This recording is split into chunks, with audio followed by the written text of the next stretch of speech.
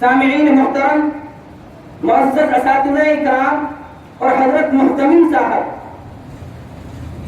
آپ حضرات کو جیسا کہ معلوم ہے کہ آج ہندوستان کے چپے چپے اور خطے خطے میں جشن آزادی اور یوم آزادی کے پروگرام منعقد ہو رہے ہیں، اور ہر انسان، ہر آدمی اپنے جذبات اور خیالات کی اپنے الفاظ میں عکاسی کر رہا ہے۔ تو میں اس موقع پر آپ حضرات کو اس تاریخی باب کی سیر کراتا چلوں کہ جو آج صفحہ ہستی سے مٹا دیا گیا ہے، جس کو تاریخ کی کتابوں سے اس کو ختم کر دیا گیا ہے، اور نسل نو کو یہ پیغام دیا جا رہا ہے کہ تاریخ کا وہ باب اب تاریخ کے اندر نہیں ہے۔ تو سامعین محترم، ہندوستان کی آزادی کی تاریخ علماء کے ذکر کیے بغیر مکمل نہیں ہو سکتی، بلکہ میں اگر اس سے بھی آگے بڑھ کر یہ کہوں کہ ہندوستان کی کسی بھی شعبے کی تاریخ علماء کی تاریخ کے بغیر مکمل نہیں ہو سکتی، خواہ اخلاقیات کا شعبہ ہو، معاشیات کا شعبہ ہو، یا اسی طریقے سے بزنس ہو، یا اسی طریقے سے سیادت و قیادت کا شعبہ ہو۔ ہر میدان میں اور اسی طریقے سے ہر شعبے میں ہمارے اکابرین نے، ہمارے اسلاف نے، ہمارے علماء کرام نے اپنی خدمات کے گہرے نقوش چھوڑے ہیں۔ اور میں آپ کو بتا دوں، ہمارے اکابرین نے انگریزوں کے خلاف علم بغاوت کو اس وقت بلند کیا تھا جس وقت انگریزوں کے خلاف کوئی سوچ بھی نہیں سکتا تھا۔ آج ہندوستان کی اکثریت اور اقلیت، عوام و خواص یہ جانتی ہے کہ ہندوستان کے اندر جنگ آزادی کی جو تاریخ کی ابتدا ہوئی ہے، اس کی جو شروعات ہوئی ہے، وہ 1857 کی جنگ آزادی سے شروع ہوئی ہے۔ بلکہ آپ کی یہ معلومات میں آپ کو بتاتا چلوں، آپ کی یہ معلومات اگر آپ کا بھی یہی نظریہ ہے کہ 1857 کی جنگ آزادی سے ہندوستان کی آزادی کی تاریخ شروع ہوئی ہے، تو یہ آپ کی معلومات اپنی تاریخ کی ناآشنائی پر مبنی ہے، اپنے بزرگان دین اور اپنے علماء کرام کی قربانیوں سے ناواقفیت کی دلیل ہے۔ اور یہ آپ کو کیونکہ آزادی کے بعد کچھ ایسے حالات پیدا کرائے گئے اور ہوئے کہ جس کی وجہ سے وہ تاریخ کو بالکل مسدود کر دیا گیا، اس تاریخ کو بالکل مٹا دیا گیا۔ اگر آپ تاریخ کا مطالعہ کریں اور تاریخ کی ورق گردانی کریں تو آپ کے سامنے یہ بات واشگاف ہوگی اور یہ بات کھل کر آشکارا ہو جائے گی کہ ہندوستان کے اندر جنگ آزادی کی جو تاریخ شروع ہوئی ہے وہ باضابطہ بے ضابطہ تو اگر تاریخ پڑھیں گے تو 1756 کے اندر جب سراج الدولہ کی حکومت کی ابتدا ہوتی ہے، اسی وقت سے ایسٹ انڈیا کمپنی کے نظریات اور اس کے افکار سے سراج الدولہ بھاپ گیا تھا۔ اسی وقت سے وقتاً فوقتاً اپنی ہیرا بازی سے ان کا مقابلہ کرتا ہوا آ رہا تھا۔ لیکن اگر آپ تاریخ پڑھیں گے، تاریخ کی ورق گردانی کریں گے تو آپ کو معلوم ہوگا کہ باضابطہ طور پر ہندوستان کے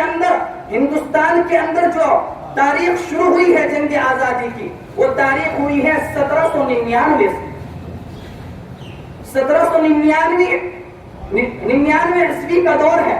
ادھر ٹیپو سلطان شہید رحمت اللہ علیہ جام شہادت نوش فرما رہے ہیں، اور ٹیپو سلطان کون تھا؟ وہ مرد مجاہد تھا، وہ مرد مومن تھا کہ جس کی نعش پر کھڑے ہو کر انگریز کے گورنر نے یہ کہا تھا کہ آج سے ہندوستان ہمارا ہے، کسی کی ماں نے یہ دودھ نہیں پلایا ہے کہ آج کے بعد یہ ہندوستان ہمارے ہاتھوں سے چھین کر دکھائے۔ کسی کے بازو کے اندر یہ طاقت اور قوت نہیں ہے جو ہم سے پنجہ آزمائی کر سکے۔ تو معلوم یہ ہوا کہ انگریز بھی ٹیپو سلطان سے ڈرتا تھا، اس کی ایمانی حمیت سے ڈرتا تھا، اس کی غیرت ایمانی سے خوف کھاتا تھا۔ تو سامعین محترم، اس سے سبق ہمیں یہ ملتا ہے کہ ہمیں بھی اپنے ایمان کو مضبوط کرنے کی ضرورت ہے، ہمیں بھی اپنے آپ کو مضبوط اور آراستہ کرنے کی ضرورت ہے۔ سامعین محترم، جب آپ آگے چلتے ہیں 1803 عیسوی کا دور آتا ہے تو اس وقت کیا کرتے ہیں؟ انگریز